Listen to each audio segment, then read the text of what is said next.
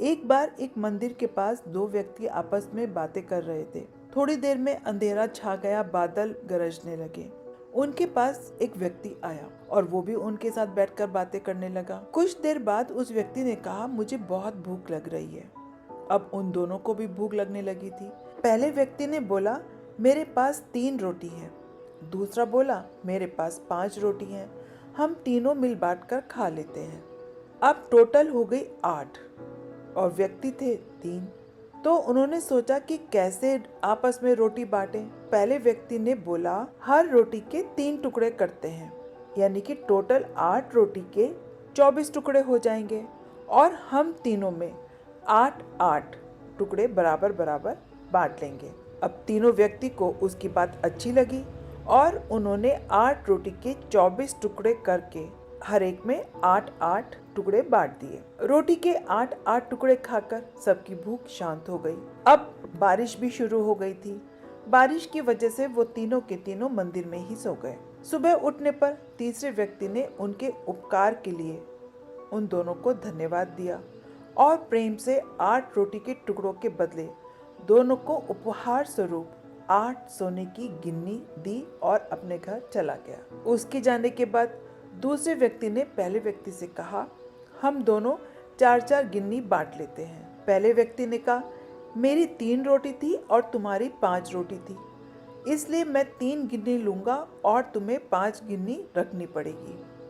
अब इस बात को लेकर दोनों में बहस होने लगी। इस समस्या का समाधान के लिए वो दोनों मंदिर के पुजारी के पास गए और अपनी समस्या बताई और प्रार्थना की कि आप हमारी इस समस्या का समाधान हमें बताइए। पुजारी भी असमंजस में पड़ गया कि दोनों एक दूसरे को ज्यादा गिन्नी देने के लिए लड़ रहे हैं। पुजारी ने कहा, तुम लोग ये 8 गिन्नियां मेरे पास छोड़ जाओ और मुझे सोचने का समय दो।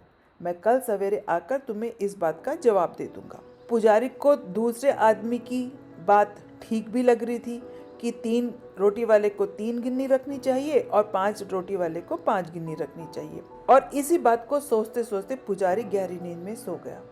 कुछ देर बाद उसके सपने में भगवान प्रकट हुए और पुजारी ने सारी बात भगवान को बताई और उनसे प्रार्थना की कि आप इस समस्या का हल बताएं। पुजारी ने कहा कि मेरे ख्याल से 3 और 5 का बंटवारा उचित है। भगवान मुस्कुराकर बोले, ये समाधान उचित नहीं है।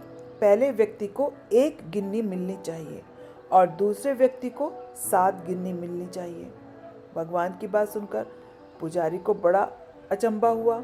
उसने अचरज से पूछा, प्रभु ऐसा क्यों? भगवान मुस्कुराए और बोले, इसमें कोई शंका नहीं है कि पहले व्यक्ति ने अपनी 3 रोटी के 9 टुकड़े किए, परंतु उन 9 में से उसने सिर्फ 1 बांटा और 8 टुकड़े स्वयं खाए, अर्थात उसका त्याग सिर्फ 1 रोटी के टुकड़े का था। इसलिए वो सिर्फ 1 गिन्नी का ही हकदार है। जबकि दूसरे व्यक्ति ने अपनी 5 रोटी के 15 टुकड़े किए, जिसमें से उसने केवल 8 टुकड़े स्वयं खाए और 7 टुकड़े उसने बांट दिए। इसलिए न्याय के अनुसार वो 7 गिन्नी का हकदार है। यही मेरा गणित है और यही मेरा न्याय। पुजारी की आंख खुल गई।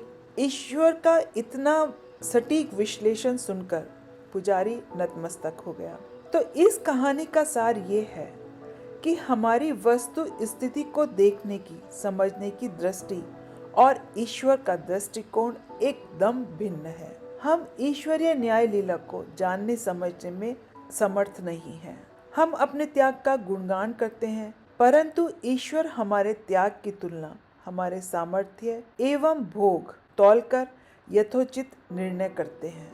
यह महत्वपूर्ण नहीं है कि हम कितने धन संपन्न हैं, महत्वपूर्ण ये है कि हमारे सेवा भाव कार्य में त्याग कितना है। मिलते हैं अगली वीडियो में अगली कहानी के साथ। तब तक अपना ख्याल रखिए, मुस्कुराते रहिए, अपने आसपास के लोगों को भी मुस्कुराने की वजह दीजिए। गुरुवर कहते हैं, जो प्राप्त है वो पर्याप्त है।